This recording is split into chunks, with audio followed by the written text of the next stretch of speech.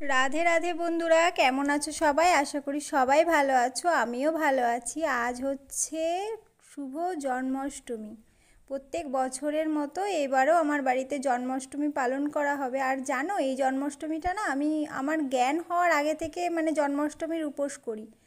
আমার দাদু দিদা হচ্ছে বৈষ্ণব, তো বাড়িতে সবাই জন্মাষ্টমীর ব্রত করে।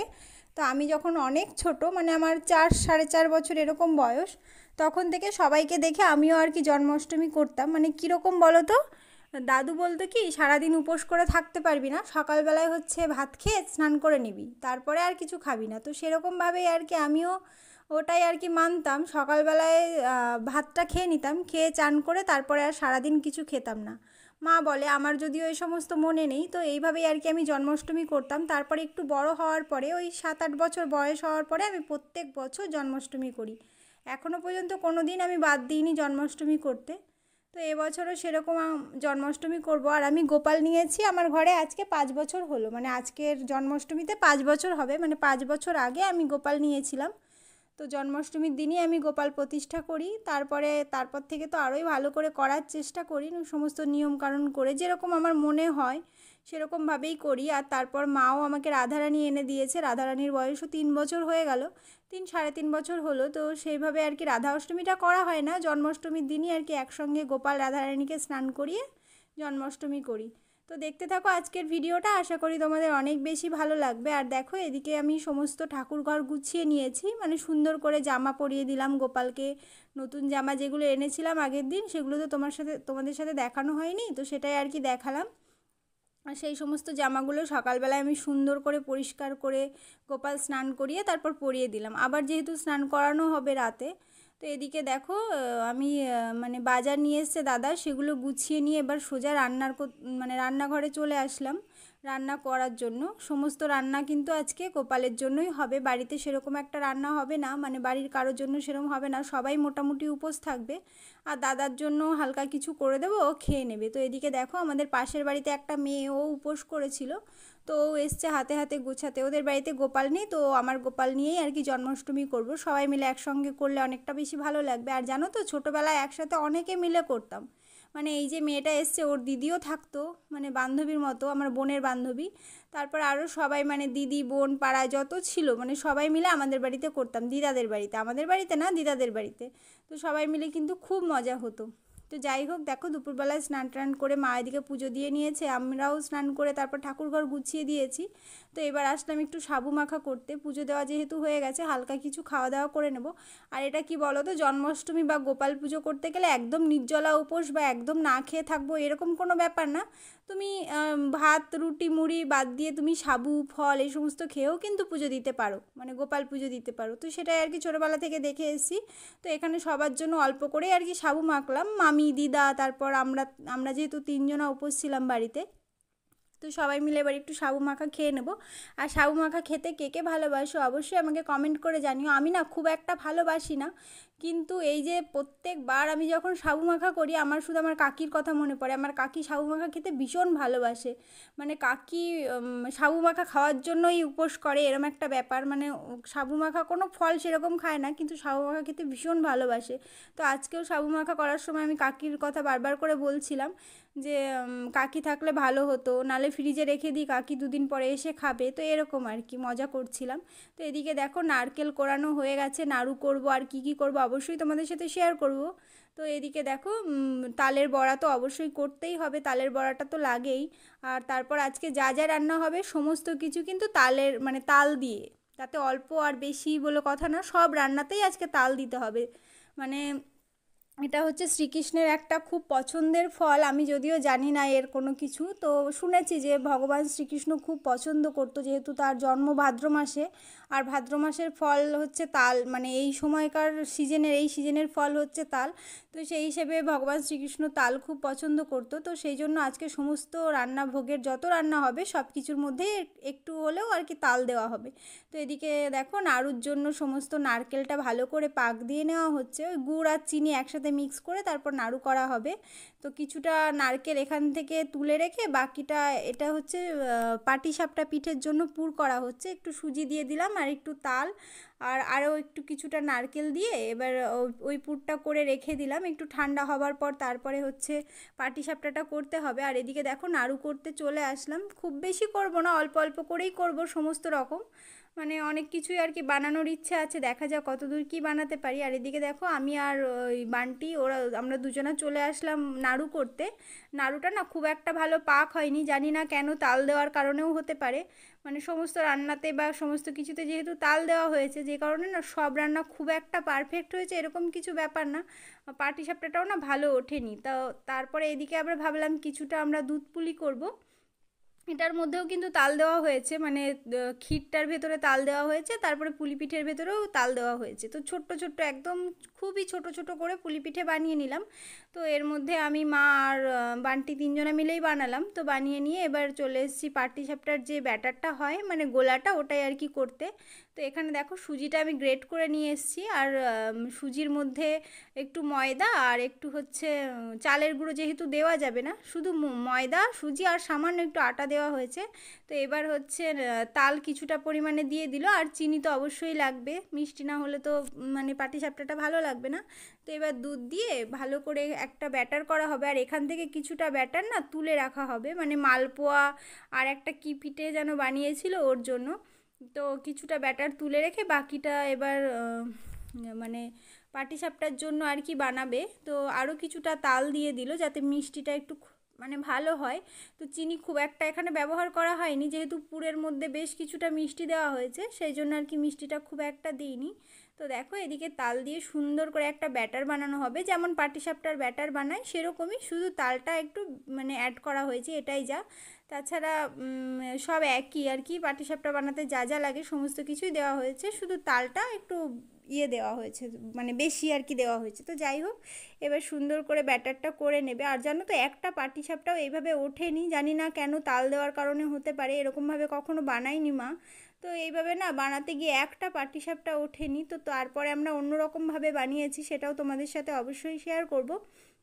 মানে লুচির মতো বেলে তারপরে হচ্ছে সেটাকে মুড়িয়ে যেমন রোল করা হয় সেরকমভাবে করে তারপরে হালকা তেলে ফ্রাই করেছি। এইখানে না একদম ওঠেনি পাটিসাপটাটা, জানি না কেন ওঠেনি, এত বাজে লাগছিল। আর যে কোনো জিনিস দেখবে বানাতে গেলে যদি ভালো না হয় না, সেটা একদম বানাতে ইচ্ছে করে না। যদি ভালো হয় সেই জিনিসটা খুব ভালো লাগে বানাতে, মনে হয় যত দেব মানে যত দেবে তত বানানো যাবে, কিন্তু ভালো না হলে একদম একটাও বানাতে ইচ্ছে করে না। তো যাই হোক, ওটা ওঠেনি, ওই জন্য কড়াই টড়াই ধুয়ে নিয়ে এসে একবারে এদিকে তালের বড়া বানাতে আর কি বসালো, তেল দিয়ে দিয়েছে। তারপর এবার বড়াগুলো সুন্দর করে ছেড়ে দিলে একদম লাল লাল করে এখানে ভেজে নেবে। আর দেখো সেই দিন যেই কড়াইটা কিনে নিয়ে এসেছিলাম সেটাতেই আজকে সমস্ত রান্নাবান্না হচ্ছে। যদিও প্রথম প্রথম স্টিলের কড়াইতে রান্নার অভ্যেস নেই, তো একটু লেগে যাচ্ছিলো, কেমন একটু হচ্ছিলো, কিন্তু আস্তে আস্তে অভ্যাস হয়ে যাবে। যেহেতু সামনে আবার শুক্রবারে আমাদের বাড়িতে পুজো আছে, অনেক কিছুই রান্নাবান্না হবে, তো এখানে কতটা কি করতে পারবো জানি না, তখন তো অনেক লোকের রান্না, তখন হয়তো বাইরেই হবে। তো পরের দিন যেই ভোগের রান্না সেটা এখানেই করতে হবে, মানে এই কড়াইতেই। তো দেখা যাক কত দূর কি ভালো হয়। তো দেখো তালের বড়াগুলো কিন্তু বেশ সুন্দর হয়েছিল, দু একটা মাঝখানে লেগে গেছিলো, কিন্তু বাকি পরেরগুলো খুব সুন্দর হয়েছিল, মানে লাল লাল করে একদম যেরকম বড়া হয় সেরকমভাবেই হচ্ছিল। এই সমস্ত জিনিসে রান্নার অভ্যাস না থাকলে যা হয়, মানে মায়ের এই সমস্ত জিনিসে রান্নার অভ্যাস নেই, আমারও নেই, তো এইভাবেই আর কি করা হয়েছে। এদিকে দেখো আমি চলে আসলাম লুচি করতে, আর মা ওইদিকে গ্যাস মুছে গ্যাসে চলে গেল আর কি পাটিসাপটাটা বানাতে, যেহেতু এখানে একদম হচ্ছিল না, জানি না কড়াইয়ের জন্য না কিসের জন্য একদম আর কি বানানো যাচ্ছিল না।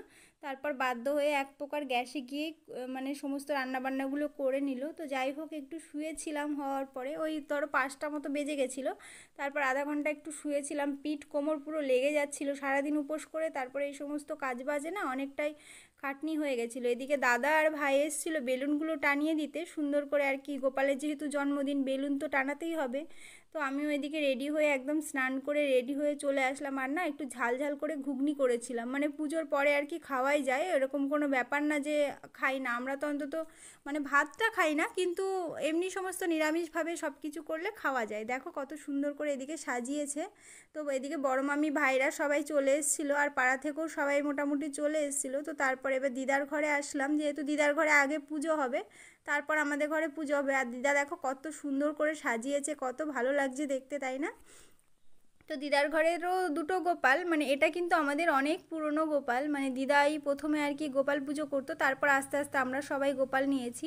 এদিকে বড় মামিও গোপাল নিয়ে চলে এসছে। বড় মামির গোপাল আর দিদার বাড়িতে দিইনি, যেহেতু আমার বাড়িতে সমস্ত কেক কাটা হবে, সব কিছু হবে, তো সেই জন্য আর দিদার ঘরে দিইনি। আমি বললাম এখানেই থাক, এখানেই সব গোপাল একসঙ্গে চান করাবো। দিদার গোপাল যেহেতু ঠাকুর ঘর থেকে বের করে না, মানে দিদার মন্দির থেকে বের করে না, সেই জন্য দিদার গোপাল আর আনতে পারিনি। না হলে ইচ্ছে ছিল সব গোপালকে এক জায়গায় বসিয়ে স্নান করাবো আর কেক কাটবো। তো যাই হোক, দেখো এদিকে কত রকমের আয়োজন করেছি, মানে যেরকম পেরেছি আর কি। এদিকে ফল আছে, মন্ডা আছে, আর কেকটা দেখো কত সুন্দর, চকলেট আছে, এটা হচ্ছে খেজুর মিষ্টি, এটাও বানানো হয়েছে। তো তারপরে এখানে বাতাবি লেবু কাটা হয়েছে, এটা স্টিলের পাত্রে রাখা হয়েছে। আর এদিকে দেখো তালের লুচি, তালের বড়া, এটা দুধ পুলি, 5 রকম ফল, 5 রকম মিষ্টি, এদিকে একটা চকলেট পিঠে, আরগুলো হচ্ছে মালপোয়া। এখানে দেখো পাটিসাপটা পিঠে কত সুন্দর করে সাজিয়েছে ছোটদা। আর এখানে হচ্ছে নাড়ু, বরফি, আর এদিকে আরও কি কি ছিল, যাই হোক ননি ছিল আর মাখন ছিল। মাখনটা একদমই বাড়িতে বানিয়েছে আন্টি, ওই ঘি দিয়ে যেরকমভাবে বানায় ওইভাবেই আর কি বানিয়েছে। তো দেখো সমস্ত কিছু এদিকে সুন্দর করে দিয়ে দিয়েছি, আর এদিকে লোকজনও মোটামুটি সবাই চলে এসছে। এবার মা একটু ভাগবত পাঠ করবে, মানে গীতা পাঠ করবে, তারপরে আর কি পুজো শুরু হবে, মানে গোপালের স্নান শুরু হবে। তো এদিকে দেখো ভাগবত পাঠ হয়ে গেছে। আর আজকে আমার বাবু ছিল না বলে না সেরকম গান টান হয়নি, তো যেরকম পেরেছে সবাই মিলে গান করেছে। বাবুর এক জায়গায় গানের বায়না ছিল, তো বাবু সেখানে গেছিলো, বারণ করেছিলাম, তাও যাই হোক যেতে হবে, কথা দিয়েছে মানে। তো এদিকে দেখো সমস্ত গোপালকে 108টা তুলসী পাতা, 108টা দুব্ব দিয়ে স্নান করানো হচ্ছে, মানে 108 বারই স্নান করাতে হবে। এক একবার গোপালের নাম, মানে অষ্টশতনাম জপ করবে, আর এক একবার করে জল ঢালতে হবে। তো এদিকে দেখো সুন্দর করে সবাই মিলে বসে গেছি গোপাল চান করাতে, মানে যারা যারা উপোস ছিল সবাই মিলে আর কি বসে গেছে গোপাল চান করাতে। তো এবার সুন্দর করে গোপাল স্নান করিয়ে দেবো। এদিকে দুধ, তারপরে জল, ঘি, মধু, তিল, তুলসী সব কিছু জলের মধ্যে দেওয়া হয়েছে, একটা ঘটিতে রেখেছি, যেহেতু 108 বার ঢালতে হবে। প্রত্যেকবার তো আর ঘি মধু দিয়ে সময় থাকে না, মানে সম্ভব না, এক একবার করে নাম খুব তাড়াতাড়ি করে পড়ছিল দিদা, আর আমরা 3-4 জনা মিলে আর কি স্নান করাচ্ছিলাম। এদিকে মা, আমি জল ঢালছিলাম, মা, মামি আর বান্টি এদিকে দুব্ব, তুলসী পাতা আর ফুল দিচ্ছিল, মানে প্রত্যেকবারই দিতে হবে, একটা করে ফুল, একটা করে দুব্ব, একটা করে তুলসী পাতা দিয়ে এক একবার করে জল ঢালতে হবে। তো এদিকে রাধারানীকে দেখো মাঝখানে বসিয়েছি, আর সব গোপালদের চারিপাশে বসিয়েছি, কত ভালো লাগছে দেখতে। আর মানে আমার যে আগের গোপাল ছিল ওই পাশে দেখো চীনামাটির যে বড় গোপালটা, ওটা আমার বিয়ের পর আমার শ্বশুরবাড়ির মানে প্রথম গোপাল ওটা। ওখানে যেহেতু কেউ পুজো করতো না সেরকমভাবে আমি পুজো করতাম, ওই জন্য আমি নিয়ে চলে এসেছি। ওটা অনেক দিন আগেই আর কি মার কাছে রাখা ছিল, তারপর এখন তো মাই পুজো করে, তারপর মা আর আমাকে দেয়নি, বলেছে গোপাল একবার ঘরে আসলে সেই গোপাল দিতে নেই, তারপর মা আমাকে এই গোপাল কিনে দিয়েছিল, মানে আমাদের ওখান থেকে আর কি মা দিয়েছিল নিয়ে। তারপর তো আস্তে আস্তে রাধারানীও আসলো আমার ঘরে, তো এইভাবেই আর কি আমি পুজো করি। তারা মা তো অবশ্যই আছে, তারা মার ফটো আমি আমার ঘরে রেখেছিলাম। তো যাই হোক দেখো এদিকে গোপাল স্নান হয়ে গেছে, এবার সুন্দর করে পরিষ্কার করে মুছে দেব গোপালকে। তারপরে একটু ঘি, মানে ঘি না সরি মধু দেব মুখে, মানে জন্মের পর বাচ্চাদের যেরকম যা যা করানো হয় গোপালকেও সেরকম করানো হয়। এবার মুছে একটা করে চেলি পরিয়ে দেবো, মানে চেলি কাপড় যেরকম হয় না ওইগুলোই আর কি একটা করে পরিয়ে দেবো।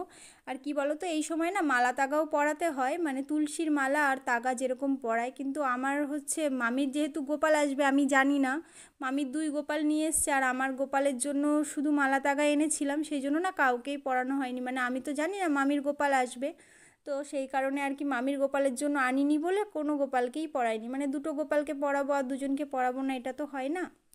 আর সেরকমভাবে আর কি আনাও ছিল না, আর আমাদের বাজারঘাট যেহেতু খুব অনেকটাই দূরে, সেই জন্য আর কি আনা সেই মুহূর্তে সম্ভবও নয়, ওই জন্য কাউকেই পরাইনি, না হলে এই টাইমে আর কি মালা তাগাও পরাতে হয়।